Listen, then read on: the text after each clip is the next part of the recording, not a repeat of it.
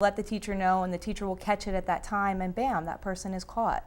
I think we do a lot of work to try to empower the bystander, because I think it's so important. I was just talking to 2 graduating seniors yesterday, and I thought this was so awesome. They were telling me how they were going to their college acceptance day, and they all had to line up, and they were meeting new people, and they saw this boy who was kind of socially awkward and really wasn't involved in the conversation, and they asked him to come join them to start in the conversation. And they said, it was strange, but they felt like it was really sad to watch this guy all by himself. And so it's really important also for our high school kids to be able to talk to our middle school kids and share those experiences, because by the time they're seniors, they're individuals enough that, the peer group, they can stray away. It's not as damaging. Middle school, your friends are everything.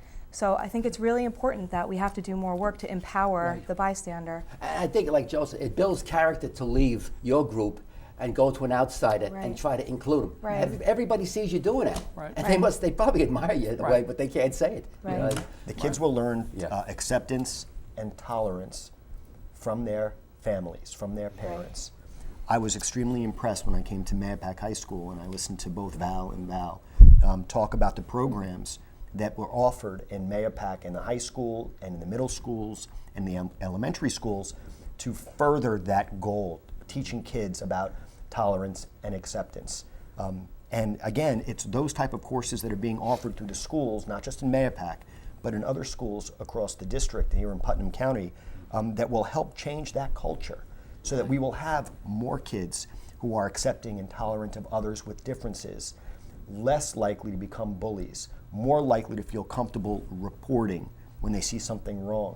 Slowly, I see a change for the positive. Oh, very good.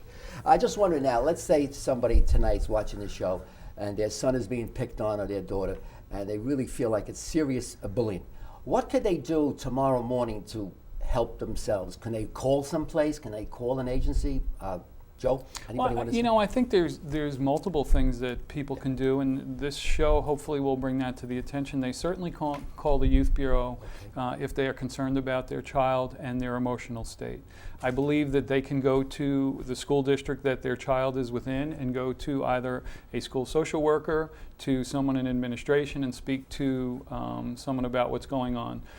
And then if it escalates to the point where it's a criminal offense, certainly I know the DA has been very open, but I think our local police departments, who we have talked with throughout all of this process about bullying and some of the things, are very open to receiving phone calls as well. So I think that parents have a lot of options, and being proactive is the most important thing. As Val had said earlier, waiting till it's a problem doesn't prevent the problem, and it may get to the point where it escalates, where it can get dangerous for a lot of people.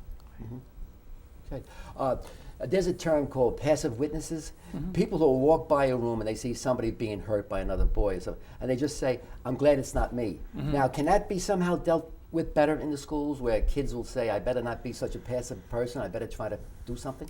Jim, I think that's the bystander stuff that that we've been talking about, Okay. and that really is the largest group in this whole bullying issue. We've got the bullies, the victims, and the bystanders, and most of us at some point in our lives are bystanders. We see it, we say, you know what, I'm glad it's not me, and I'm afraid to step in, because what if I then become the victim? What if that bully decides they're going to pick on me? But statistically, we know that if you are a bystander and you are able to simply walk over when you see somebody being bullied, and even say, hey, come with us to the victim. Just, come eat at our table. Pick up the books that have just been knocked over on the floor, as you guys said before. That the bullying stops within 6 seconds. That's statistically the case. If you are a bystander and you can without being violent, without being aggressive, just kind of walk on over and swoop that person into your circle, or walk with that person in the hallway, that bully stops within 6 seconds. And that's not always the case, but statistically that's what we're seeing. And in fact, in one of the lessons that we do with our 3rd graders in our health program is a lesson on bullying, where we kind of talk to the kids about this and we role play with them. what happens if you see a bullying situation going on and you are that bystander? How can you kind of go over there and get comfortable with that? So I think as parents and as schools, the more we can provide those opportunities to role play, the more we can model it as adults for our young people, whether it's at home or at school or within our agencies. Just the more kids see it, the more they're likely to emulate it, just as they're more likely to be bullies if that's what they're seeing in their environment. Just one other piece, Jim, I'd like to add to that.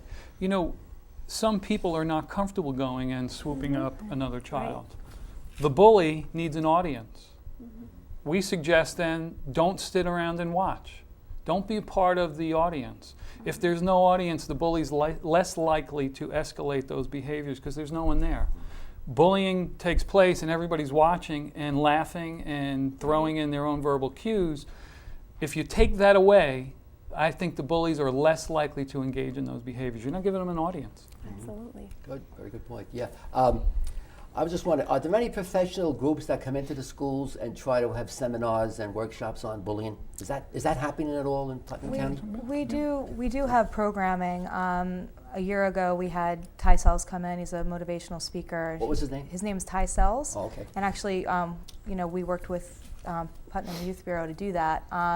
And we brought him in, and he gave a message about being an individual, not being a bystander, empowering kids. During Red Ribbon Week, we always tie in motivational speakers. So there's a variety of things that happen in Mahopac School District to promote the Stop Bullying message. And some of the other school districts, we work with Adam, myself. I think we've been to every one of the 6 school districts, including Garrison, at some point to either talk to parent-teacher organizations, to faculty, to just parent forums with the superintendent about the student bodies about bullying and different ways that they can. Some of the things we've talked about not supporting bullying or how to prevent bullying. And so I think the schools have been wonderful in Putnam County. They've been very proactive about bringing in speakers to help support and educate what's going on. Very good.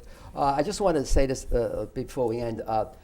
Does the average parent understand the anguish and pain of a child who's being bullied? Do they really get it? I don't know. Do they? What do you think? Go ahead. I'm sorry. I don't want to say something. Well, listen, as a parent of three children, I know that one of my children was being bullied at school, was online and also at school. And yeah, I did understand exactly how she felt. Having gone through it myself at one point when I was in middle school, and now my child is suffering as well. Oh yeah, I would love to think that most parents, and I would think that most parents could feel when their child is suffering. The issue is what to do about it. First of all, you have to be able to communicate with your child. You have to have a dialogue. Your child has to feel comfortable enough to come to you. Mine was. But then they don't want you going out flying off the handle, as Valerie said. They want to know that you're going to deal with it in a responsible fashion. So, very simply, contacted the school to let them know that this was going on. This is what I'm being advised. You have to be smart about it as a parent. You can't accept everything that your child's going to tell you as the gospel. There's mostly, I'm sure, the truth that's being told, but there might also be some half-truths or some minimization. Accept it. You reach out to the administrators. This is what my child's telling me. Do you have any information? Would you mind looking into it? Or you can contact the other parent if you feel comfortable. Right. Contact the other parent. Not this is what your child's doing to my child. Apparently our kids are having a difficult time for whatever the reason.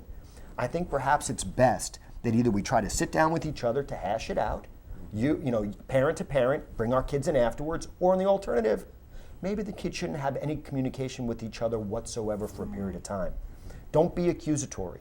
That's the most important part. I love that you said that. Yes. I think it is so important, like you said, if the parent feels comfortable to reach out to another parent and try to work it out. Model for your child that conflicts can be resolved in a peaceful way. I mean, it really is. Not enough of that happens today. And it's not going to start off when the conversation begins, this is what your child did to my child. Right. That's not it. No. Apparently, instead, you start off apparently, something's going on with our kids, and it's probably not very good. Right. Perhaps you can find out what's going on from your end, I'll find out what's going on from my end, and we can talk again. Not accusatory, informational, teaching your kids the proper way to deal with that type of conduct. Right. Right.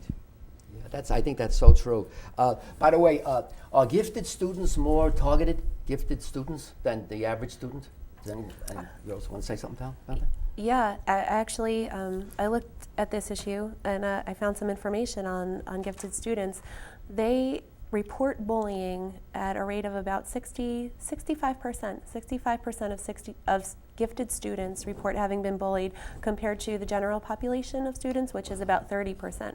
Now, something like 90% plus report teasing, other maybe perhaps more isolated incidents, but bullying as it's defined, as Joe defined it before, we see definitely an increased number of gifted students. And really, whenever you're perceived as different, even if it's even if it's having positive attributes of being very intelligent, you're just more at risk. And not that that's okay, right? That's not okay, but it's kind of what we see in bullying cases. And it also, Val and I were talking before about the fact that sometimes it depends on the environment, the school that you're in, and how being gifted or being more intelligent is perceived. Listen, I'm sorry, I'm going to have to close, okay? We came to an end of our session. Thank you so much, Adam, Val, Thank you. Joe, Thank you. Val. Thanks a lot for coming. You're welcome. Thank you. Thank you, Jim.